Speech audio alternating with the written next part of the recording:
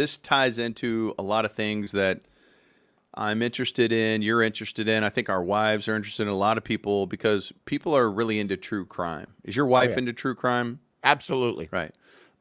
So is mine. And I've heard comedians talk about this, and they're like, is it a bad sign that all of our wives and girlfriends are so into that? Like, are they planning a murder? Because they watch so much of it, they could get away with it. But the thing that's going viral right now, the big true crime thing that's taken over all of Netflix, is the Menendez brothers case. And I think it was 1989, the year that we graduated high school, that two rich kids in Beverly Hills murdered their parents. And all of this was happening, in Beverly Hills. And then by the time it went to trial and everything, it was happening in conjunction with the OJ thing. And so OJ ties into this. But I am fascinated by this. Monsters came out about 3 weeks ago, and then earlier this week, an actual documentary came out called The Menendez Brothers. It's a 2-hour documentary, and I think Monsters was a 7 episode series Okay. about this, and it's like they took their own liberties. It's actors, and you know what I'm saying. Yeah. How do I describe that? Well, I think it's probably, since you brought up OJ, we had that OJ series where Ross from Friends said juice, juice, juice, and then kind of simultaneously you had that multiple episode OJ series, that 30 for 30 thing. So it's like, it's a recreation. It's not fictional. It's a true life narrative film depicting actual events. Okay. So you don't have to have seen this to get involved in this conversation we're about to have, because I think there's a lot of different talking points, and I think you're going to enjoy this. And also, dude, I remember a lot about the story from the time. I mean, there's a bunch of details I'm sure I missed, but it was a massive story. I mean, we were 18, 19 at the time. If you were old enough to, be around then, you remember this. It was huge. Yeah, and so the way these two things were produced, one is a 7-part series, I think 7, and it's meant to be entertaining, and they have their own case and their own vantage point, and they're trying to make it entertaining. The other one is a documentary, and it also is very much up to whoever made that documentary to paint their own brush. Could you just describe how that works in terms of, just because it's a documentary doesn't mean these are facts? Yeah, I mean, there's always editorial decisions, always based on like what you show, what you choose not to show. The best example I can give you, if you've ever seen the movie Hoop Dreams, one of the most lauded documentaries of all time. They follow these two kids through the Chicago high school system as they both want to be big time college basketball players. And they show one kid gets effed over, and then they show the other kid gets special treatment. And they never, hardly ever, in this like 2.5 hour movie, show them together ever. And what you find out later is those guys spent just about every weekend together. And they didn't put it in the movie because it would change how you feel about the story. That's an editorial decision. That's a decision that was made to make you feel a certain way. So it's that, reality is what you make it kind of a thing. So even though it's a documentary and you're looking at actual footage, whoever is directing and editing that thing can steer it in a way to make you arrive at certain assumptions by not presenting all the facts. Right. And there's a lot of that in both of these, in the documentary and in the show Monsters. And so it's muddy. But the reason this is now back in the news, it comes back to young people and TikTok and public opinion and the way the world has changed and the way people look at certain things, such as the way that nowadays, compared to 1989, the way that people or society looks at people who have been abused Mm-hmm. sexually. Yeah. And do they empathize or sympathize more now than they did then? And man, this thing is really complicated. But in a nutshell, Lyle and Eric Menendez, I think they were like 18 and 21, 22. Lyle is the one on the right here. He's the older one. And Eric is the one on the left. He's younger. And Lyle is wearing a wig there. We found out that Jose, the dad, it was wanted him to wear a wig, forced him to wear a wig because he was losing his hair, and so that was part of this, That's so weird. right? Yeah. So he's got this crazy looking wig. But the story, that's Jose and Kitty, the father and mom there, husband and wife. And so these guys in 1989 buy shotguns, go in and murder their parents while they're sitting in the living room watching TV. Okay. The police come, and it's Beverly Hills police, and so they're in no rush to assume that these rich kids did it. That would be unheard of. And so they didn't check their hands for gunpowder residue or anything. And the kids faked it like, hey, we just got home. They had an alibi. We just got home and our parents are murdered. We think the mafia did it because our dad is a big music executive mogul and he has interactions with dangerous people. We think he was being threatened by the mafia. We think the mafia did this. And so Beverly Hills police were like, okay, sounds good to us. Must have been the mafia. And so the parents were murdered in cold blood in their living room, and the boys were then immediately free.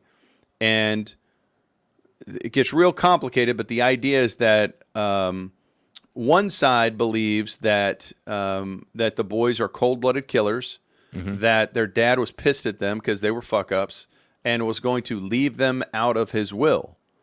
And so they were not going to get this $14 million inheritance. So their motive would be, we have to kill him to get that inheritance. We're just dumb fuck kids. We got to murder him. Okay. But when it got into the first trial, there were two trials here, and I'll explain that. But there was two trials. In the first trial, their defense is, we were sexually molested our whole lives. We were abused, and our father told us that if we ever reported it, he would murder us. We believed him. Our mother was complicit in this. She knew about it, did nothing to stop it. And so we had to kill them because we thought they were going to kill us. And so it ultimately, the trial is not did they do it or did they not do it. They admitted to doing it. But is it manslaughter or is it first-degree murder? Is it victims who snapped and defended themselves because of all that trauma that they went through, which they would be guilty of manslaughter and they would do 15 years or something like that? Or is it first-degree murder where they deserve the death penalty or life in prison, which is what they got? Now, when you get to, first of all, they're kids. They made a fuck ton of mistakes, no matter how you want to look at it. They talked too much. Now, that's their lawyer. I can't remember her name. I don't have it here in front of me. I think her name is Mama Permhead. She had a nice perm, but she had a case before their case where she got a guy, they found him innocent because she brought up how abused he was. And so at the crossroads of this story is the people who, some people think that the dad abusing them was totally made up by this attorney. They bought in, they faked it to look like victims. They were never abused. It's they said versus what in their parents can't defend themselves. They're dead. Does that make sense? Yeah. Okay. So one side says, okay, that's a fake defense to try to get off the trial, to try to be found innocent or just guilty of manslaughter at the trial. The other side is like, no, they were actual victims, which at the time wasn't a lot of sympathy for males who had been sexually molested. And so that's center and key to this the whole time as well. And so the other thing is, if you want to look at the other side, the people who are like, hey man, this was all to get the money. The kids went on a huge spending spree the minute their parents were dead. That's not good for the defense. Right. They were buying Porsches and Rolexes and shit like that. And so basically, the first trial, they go to trial, and it's a hung jury, well hung. Okay. But the men say all it was divided by sex. The women were like, looked at these kids from a motherly perspective, and were like, hey man, they were abused. It's clear that they were abused. Look at the way they're either the greatest actors on the planet or they were abused their whole lives and they snapped. The men were like, boys aren't abused, sexually abused. Like, what is that? That's not even a thing. That doesn't happen to men. And so that jury, they were out for a month and they could not agree. Okay. Mm-hmm. They could not agree. And so that was a hung jury and it was a mistrial. And so they had to go to trial again. Now, at this time, O.J. Simpson is happening in roughly the same area. And so the second trial begins 1 week after O.J. was found not guilty. Oh, yeah. And so the idea is that, hey, man, everybody is screwed here because people are going to start being found guilty because the judicial system just lost a ton of credibility. This guy murdered 2 people and got off, right? So there's going to be hell to pay for everybody else, especially high-profile people. And the DA was trying to get reelected, and they had the egg on their face from OJ.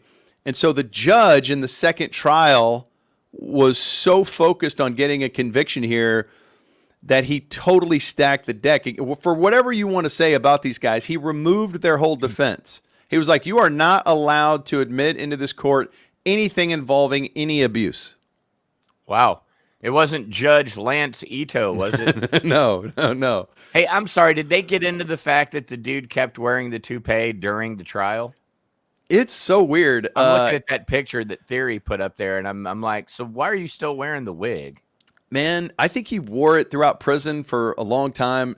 In the documentary, they catch up with him now, and he went with the just fully shaved bald head. But he wore that, I mean, for a long... And I didn't know you could do that in prison. If you wanted to wear a wig, you could just wear a wig. Feels like you could hide contraband in that thing. Yeah, that's a good point.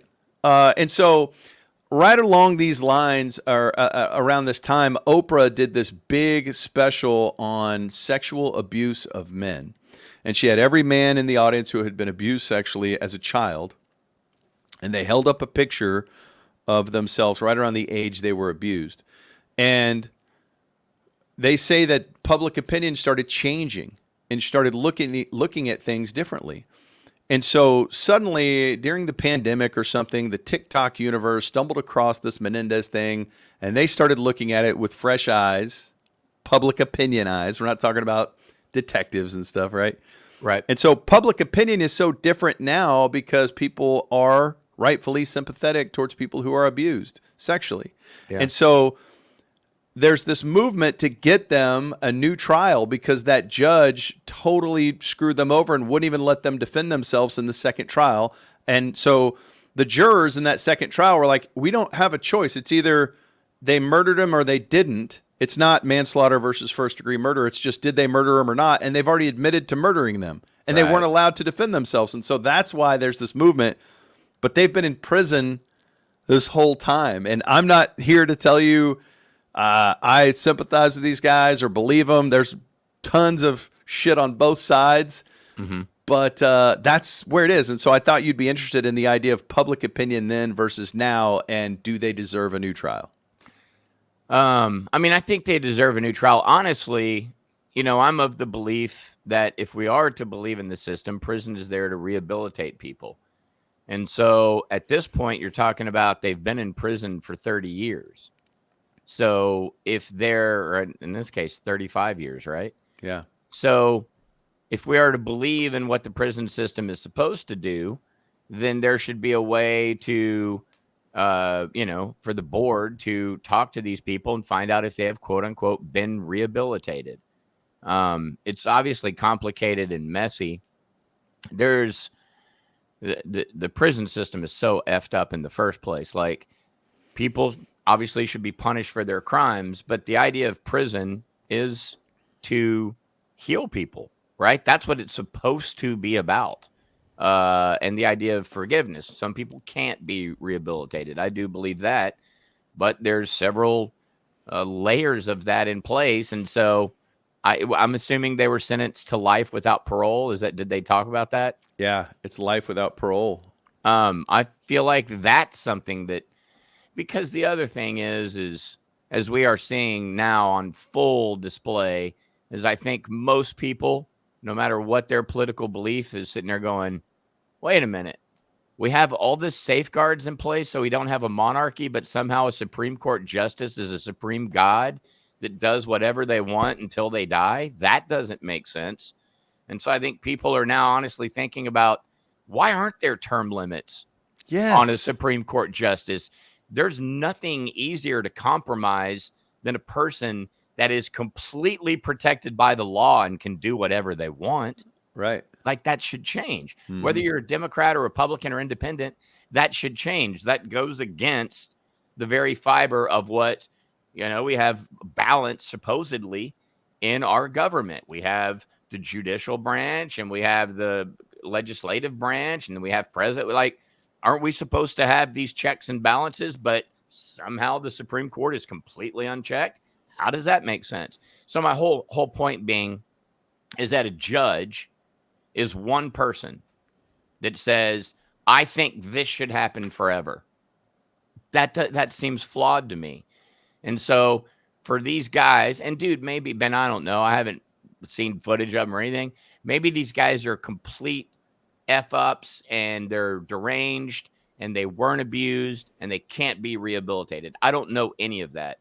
I just do know that 35 years, including your entire young adulthood, when you're figuring out who you are and all that stuff, that's a really long time.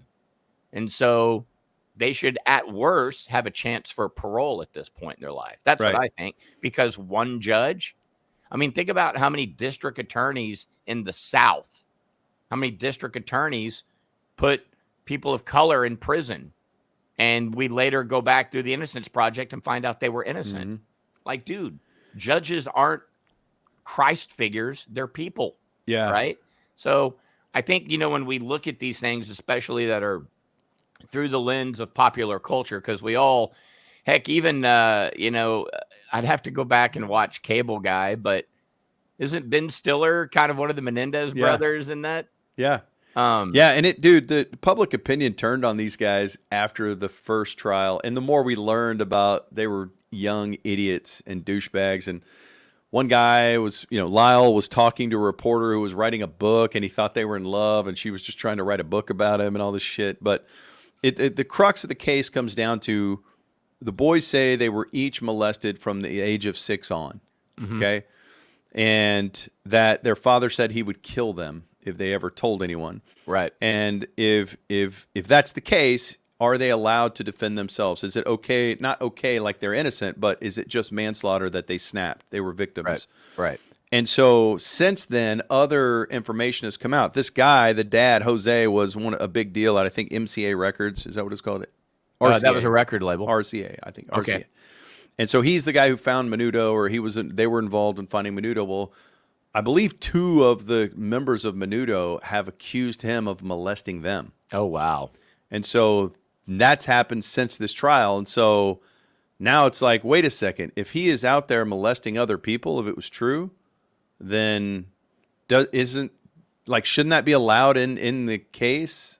Yeah. And Lyle, the whole time he's in prison, has been counseling people about men that have been sexually abused. You're not going to do that for 35 years if you're full of shit, right? Right. I would think so. Anyways. And so again, I don't know that they're going to be able to go back and prove any of that, but I would go back to the idea of, why does one person get to decide lifetime in prison without parole? That just seems absurd to me.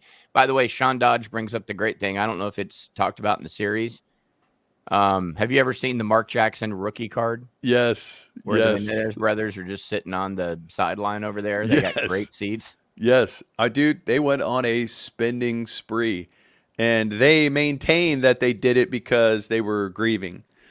Whatever. I do know the most shocking thing of all of this, and this is true. It's it's been verified that at the funeral for their parents, Lyle Menendez insisted on playing a Milli Vanilli song, "Girl, It's Over" or something. I'm gonna miss you. Mm-hmm. That is the strangest shit ever. Also, it's a terrible song. It's a terrible song. Yeah, it's a terrible song. 80s. Yeah, it is so 80s, early 90s. By the way, I'm going to do a documentary on, I don't think people should be named Kitty. Yeah. That's a really, really tough thing. Hey, So now, how did you leave watching the documentary as well as the narrative series? How do you feel? I the way I feel is I would lean towards they are victims. They were sexually molested by their dad. They were raised in that. They were victims and they snapped. And I do think it would be manslaughter. I don't think you can just go around killing your parents, but I think there's enough evidence there that, especially if other members of Menudo are coming out and saying that it happened to them. Did you I know think your guy Ricky Martin was in Menudo? I did not know that. I did not know that's where he got his start. But he is actually. I don't think he's on record, but somehow he's tied into this and has said that Jose Menendez molested him too. Oh, But wow. no matter what you feel, the judge fucked them, Yeah. and it had to do with OJ. It had to do with, hey, we need a conviction here. The DA up for re-election, to just throw out their whole defense. That can't happen. That's not fair. No matter what. There's a very long history, detailed history of people getting power and abusing it. And judges have way too much power in our system, especially on the Supreme Court. Yep. Way too much power. That's not right.